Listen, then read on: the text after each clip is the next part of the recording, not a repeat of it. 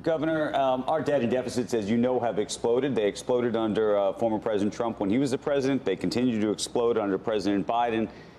Do you have any hope that under former President Trump, if he becomes the president again, that changes? And how do you think that changes if, in fact, you think that the taxes either stay where they are or go lower?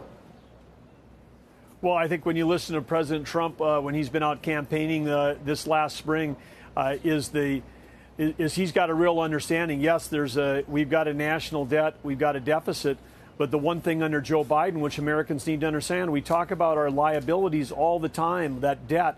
We never talk about the balance sheet on the other side, which is our assets. And of course, Theodore Roosevelt himself put away 240 million acres of land in this country, specifically for the, quote, benefit and use of the American people.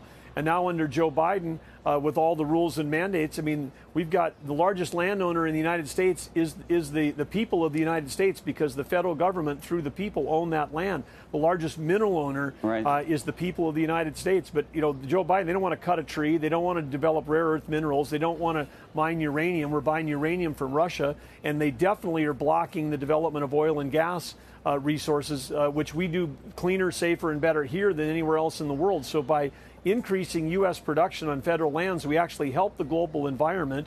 And of course, today, with innovation, not regulation, like we're doing in North Dakota, we can access federal lands with horizontal drilling. We don't even have to set foot on federal land. And then all we're doing is sending checks to the federal government, which would help pay down that deficit. But of course, we're even being blocked right now by this rulemaking of the Biden administration from literally sending money to the federal government without them doing anything. Apparently, they don't want that.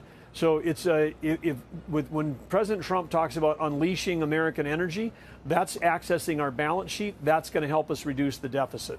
Hey, Governor, one thing, though. Teddy Roosevelt set aside all those lands with the explicit idea of conservation. I mean, I understand being able to drill underneath from a horizontal place coming in, but if you're talking about strip mining and taking some of that land and using it to get at the rare earth minerals underneath, that is not what Teddy Roosevelt had in mind when he created those parks. Well, I have to disagree with you, because it was very clear at the time, when he talked about the strength of our nation, he understood those assets should be there. And he's quoted over and over saying that conservation is as much about development as it is preservation. Biden administration, they're about preservation. Don't set a foot. Don't walk on it. Don't have anything go on it. Teddy Roosevelt was about sustainability. And when we do it in the United States with the rules that we have, and the reclamation capability that we have, versus China tearing up Indonesia, tearing up Central African Republic, tearing up their own country, destroying their environment.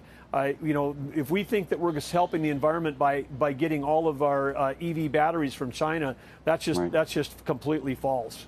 Hey, Governor, it's not. It is also vandalism wantonly to destroy or permit the destruction of what is beautiful in nature, whether it be a cliff, a forest, or a species of mammal or bird. I mean, those are words of his, too.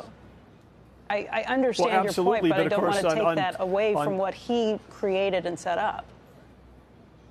Well, I think we understand that well. We're building a presidential library for Theodore Roosevelt in North Dakota at the entrance to the Theodore Roosevelt National Park, the only park named after an individual. So we understand his legacy. But when you talk about 240 million acres, or even like now with the Biden administration, what they're doing to block energy development in Alaska, which was the U.S. Strategic Navy Petroleum Reserve. I mean, part of how we won World War II was a battle over resources. Our submarines sinking every oil tanker going to Japan at the end of the war, they were out of resources. And then now up there, the Biden administration was attacked by the far left for the Willow Project.